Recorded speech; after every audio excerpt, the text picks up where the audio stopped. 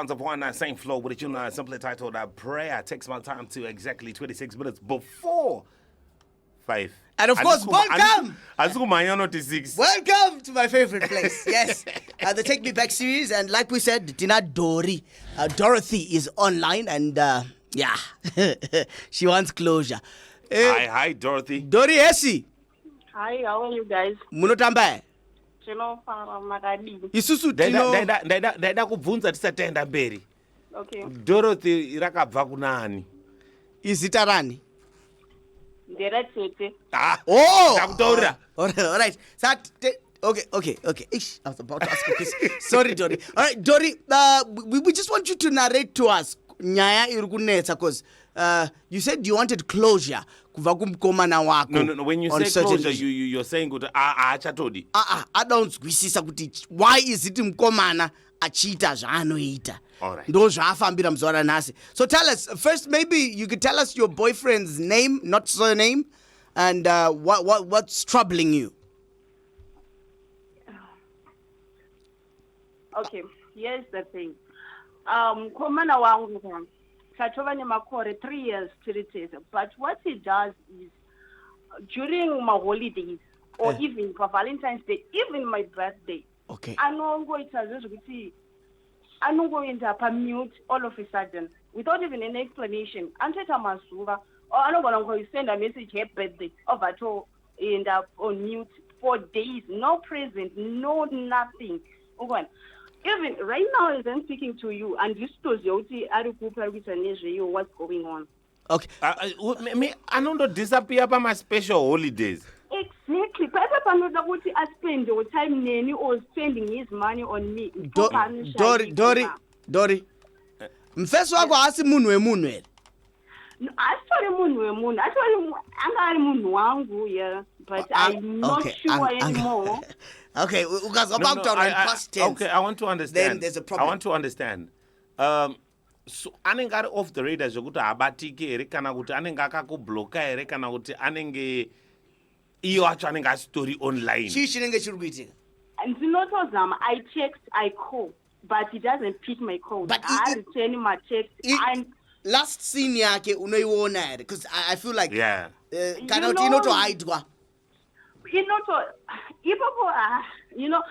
know about everything, even my blue tick chow, and to be. Okay, so when he comes back, panodzoka kuti akudzoka maybe ngatimboti anga ari kumusha. Lampi was saying that maybe he's that guy. That's what he says. Most of the time, like this is usually December like this, and function, family meeting, my family functions, what my explanations. Plus, I don't know what apana emazoano ga vari pakutsvaga anengaenda kufarm. Nyaya kuti kufarm sometimes kunenge kusina network. No, aiwa call it ndichifona ichiita here, even text ndikasenda ichienda. Inini hangu pandazoshamisika ndepekuti one pabirthday rakoyo because birthday nyangwari munhu wemunhu ba. Musi wa11 tinotoita ka-argument kadiki sokungonesana nezvinhu zvisina basa kuti musi wa12 yo Valentine's nditikorufereka munazvo terera zvaunozvazotaurwa here. Okay, hanzi before my birthday kana birthday riri musi wa12 andika musi wa11 unotobeka shoti event yacho inopera atsamwa. Okay, munhu akaomera here when he's around. Sometimes he spends, but unongoti munhu akaomera because denga siri munhu akaomera angadai achibatikanawo nazvo but haatombobatikani even even kana kumuudza kuti kana maweekends chaiwo even kana kumuudza kuti ngandimboendawo out okay, all right, Mira, maybe tamhanyira mberi sterek. Unomboita basa rei? Mukomana wangu? Ane ma-shops anditi anoita zvemabhi. Ane several things zvaanoita. He's a hustler. Mira, urumba. Wati zviro izvi ngezvake here mashop. Yo ndingoziva kuti unoda kungosvika pekuti ane mabhero. No, ndakubvunza kuti zviro zvizvi are you sure kuti ndezvake Dori? Yes, I'm sure of it.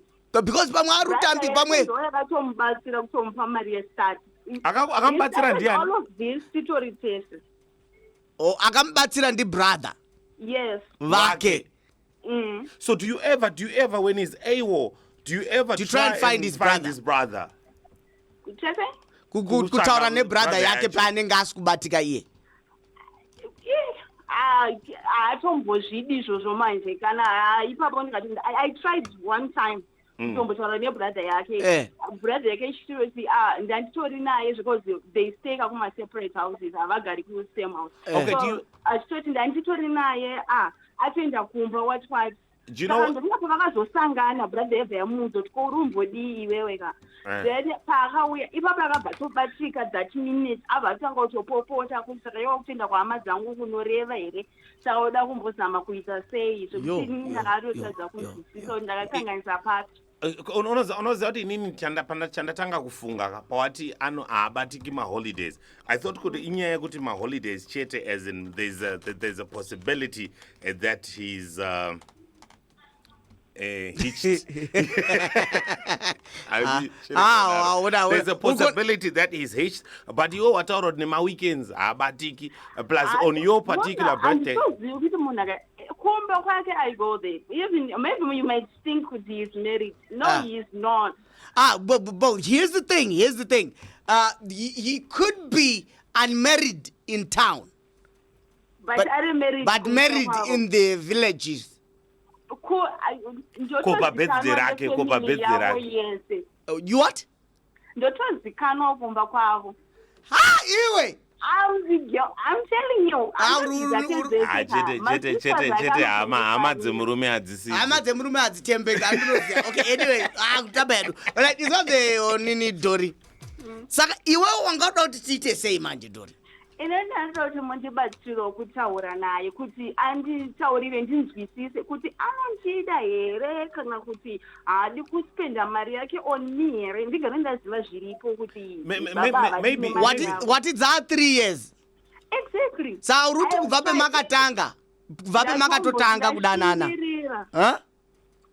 Ndashingirira pekutanga aitomboita zvitombo right and all of a sudden manje akutanga kungoti I don't know kuti chi chakazoitika akutanga kungochinja and then ndatomboshingirira but don't you think probably have you done a self introspect yekumbozvitarisa iwewe kuti maybe pane zvawakavhiringidza zviri kuita kuti azodaro? No. Alright, pemakambotanga relationship yacho andika muchimboenda out. How did you behave? Maybe. All right, have you do you know what a lot of men are repulsive when someone wants to be serious. Tunoita unge tinopushwa neakadzi kurumidza ku like to settle down quickly. Have you ever at any time or at any moment when you were talking to him pushed him towards settling down?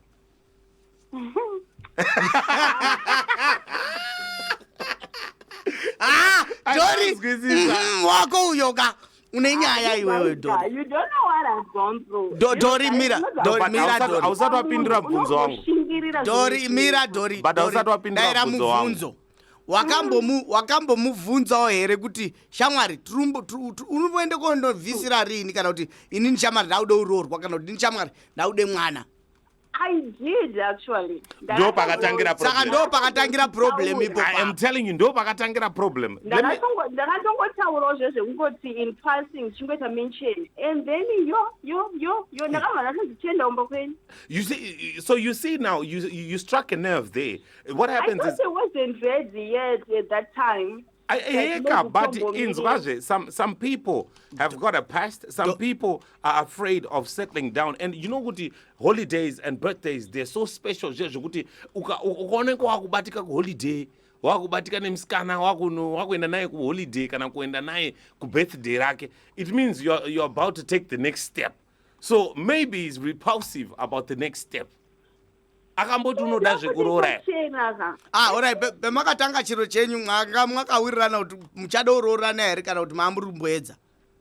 That's what he said. What did he say? Hello? After 5 years. What did he say? What did he say? Ayanyasotaura kuti inini kana zvinhu zvangu zvaraitika we get married. Saka zvinhu zvakakuda zvekuti handingambodi kuti todanana tozosiyana pamberi apo. Saka zvinhu zvake zvaraite here. Mazire uri kuzviita iwo. zviro zvake zvaaraite mazuva acho anga asati ave nemari financial anga asati ave stable, but now mari ave nayo. Saka uri kuti mari ndo yaakuvhiringidza relationship mari ndo yakatomuchinjisa cause rudo rwakabva rakabva okay, big question. He's wasting his time on me. I don't know. Pane zvinhu zvinoitika patransition yemari. Sometimes mumwe wako anogona kusarira kumashure. Iwewe paakatanga kuita mari udeka kuzviupgradewo kwawakaita here? Inini ndindantori munhu angatori upgraded pautu hwedu. Chovinto. I knew she was going to drop a bombshell somewhere. Okay. All right. So you ndiwanga utori munhu atori nezvinhu zvake. Yeah, ndini munhu angachitonekera. All right. Dori. Pewanga uri munhu ane zviro zvake. Did you at any time show off or make this guy's life difficult because you were in a perfect spot? No, I'm a loving and caring person. Basically, I make sure that I do something for him. Oh, he's got to do something. I just put on my boxers, my socks. My boxers, my socks. I didn't ask what I was doing something. My boxers, Well, why think I should them so red? Ukatona TV rimbamarket ndakamtengera as a birthday present. Bo. All right. Okay. So Dori, we want you to hold on to the line. We'll take a couple of messages, find out what the people are saying. This one comes through and says, Dori uyo ngachage zvimwe. It's Adam Ara madzitire nyamuka one extension and nyanga. This one comes through and says, yo Dori ari kupedzerwa nguwa ngawe kuno. Dani mati Dani shotre ipapo ratokandwa chakukandwa chira. This one also comes through and says ndipe hangu Dori akomana. No, but Dori listen, Dori sounds like a good person. Okay. If you ask me. And this one says, Hansi, my thinking this guy hana kuromba. This is my boy Burishasha. I could have as anda kuromba Dori ari kutaura kuti mari yekutanga business akaipiwa na brother wake. This one comes through and says kovatete Dori ava vanoita nezvei. What value does she add to the relationship? Maybe men ask kukosha mari. This is why I was asking, did she upgrade when he upgraded? Dori we. Yes. Wanzwa mvunzwa ne one of the listeners. Hansi uri contributor chinyi ku relationship kana kuti ungorana ndipo. No. Inene I understood munhu kuti ndipo no. All right. Inene chandongo pandisori wari dzinapo kade pekuti ma weekends or pa birthday rang Valentine holiday like right now Christmas New Year. But do you understand that some of us come from families where you're supposed to be there if it's Christmas? You're supposed to be there for my holidays. I don't know about Valentine's, but birthday I know. udakwenda utsvake kumba kwanu paholiday kana muchitoenda kumusha kana uchida tinongoenda kucheza.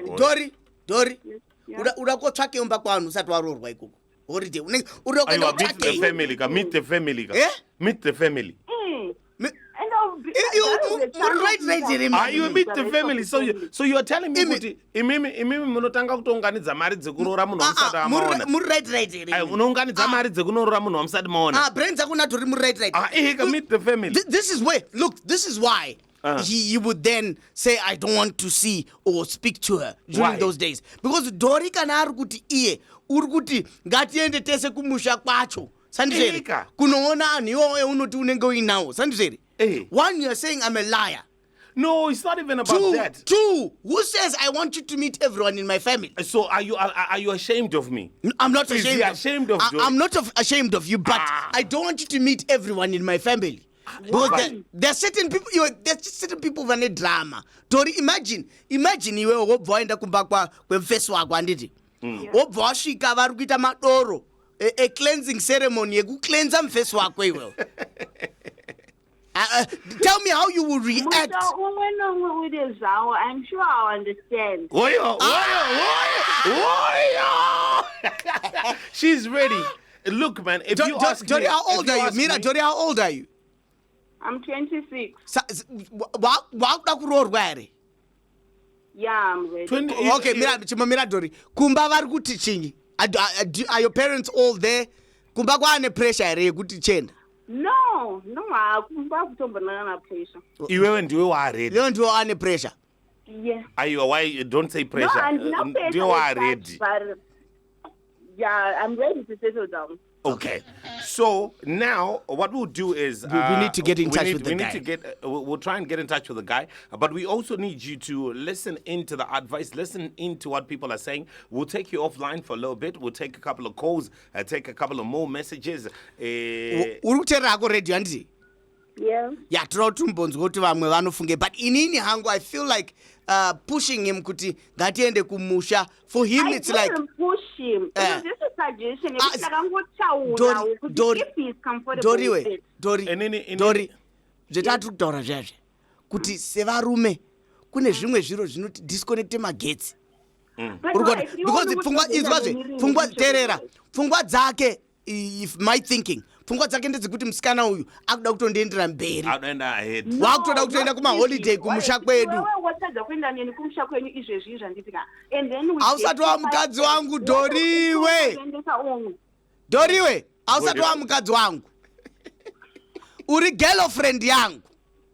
But yes, and your parents, all right, iwo paunoenda kumusha kwedu isusu tanga musi wa 23 lampi uri kuenda kumusha kwawo handika iwewo paunoenda chimbomirazve you introduced, but iwo maparents ako haakudiwo here anenge ari kuti waendepi iwe usati wabvisirwa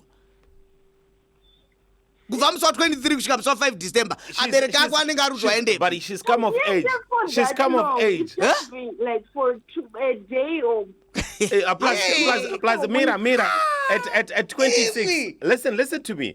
At 26 she's come of age. You can't be foolish enough as a father. Excuse me, Lampy. Wait, Lampy. Mira. You can't be foolish enough as a father to not think that she's dating. If you're that person, then you're ignorant. No, it's not foolish enough. You're ignorant and my question is this. Not in our tradition. Chichanu chedu achibvumiba kuti mwana wemusikana hakuna evolve yakadaro yekuti iwo mwana wako iwo mwana wako ane 26 uri kufunga kuti adanana ega uri kudanana nemunhu ari kudanana naye ega pamwe ndakatomuona handitika but azvimupi right yekuti unobve panapa kuende kwachurumanzi uri kuenda kunoona build a foundation yemarriage. Anyway, Dory, tichataura nemukomana wako usateerere lambi unokurasisa uruzwa. Saka tichataura nemufeso wako tizwe kuti chii, but I bet you out of 10 ga mufeso wako achakutaura kuti uri kumusunda maningi. Handisi kutombomusunda. Toda kumbozwa macolors. All right, saka Bodori bata wakadaro unokutokonya. Dory. Right, end up at radio. We want to take a couple of calls and a couple of messages so we can find out what's happening. And of course, do you remember we will have this one on the Facebook page, Diamond FM Sim. So unongoenda ipo papo, wosia comment yako woshia. Diamond, hello. Yes. Boyere. Right. Dori uyu alpha. Dora na usendera mari yakawanda kuti structure. Mudori. Yes. Hey. Nai. Ari kutemera kupendera mari pa birthday kuti ndia mukomana ndia kam. Ayo, but spending time kuchemera zvakawanda.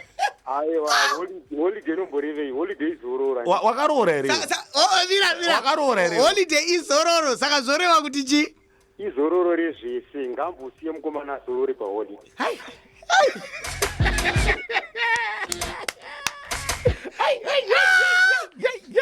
Iwe, I wasn't even expecting that one.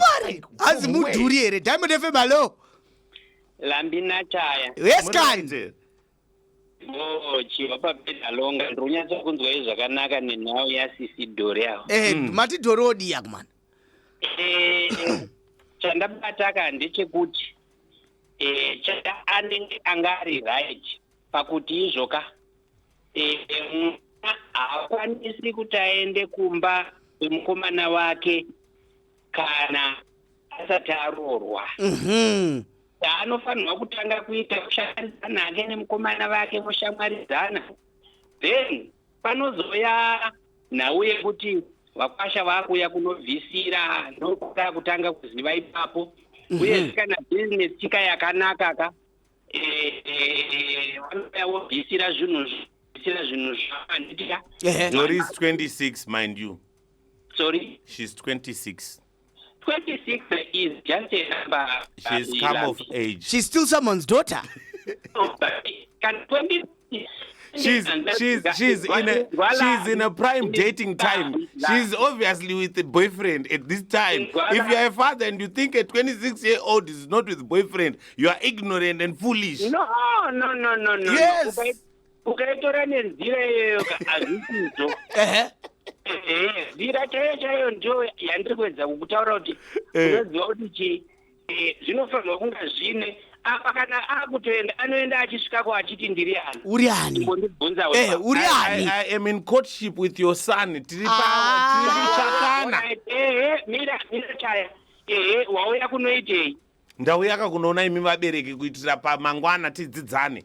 Aiwa, chiwano chedu hachidaro. Mira lambi. Izvozvo zvitori neprocess yekuti ka mwanasikana wangu ininika anoenda kunozikanwa kuana tezvara vake totoro kuti anoenda natete anoenda nani. Taura henyu mudhara. Oenda kunozikanwa asati abvisirwa. Kungotorana kuti takutorera. Anenge abvisirwa ere. Saka imimi mirai muri kutaura kuti imimi baba munofanira kusumwa kuti mwana akuenda kunoona vabereki veboyfriend yake. Yes. Not marriage. Itori process hakusi kusumwa lambi. Hakusi sumwa process iyo. Muruda wangondirowa murundirowa endaka ko akasvika akafira ikoko. Akasvika kukaita dambudziko ikoko. Munotaura kunani? Achiti taatadi. Munotaura kunani? Tanga tamboonana nemwana. Marasta anonetsa mudhara. Weka usadaro. Dorina.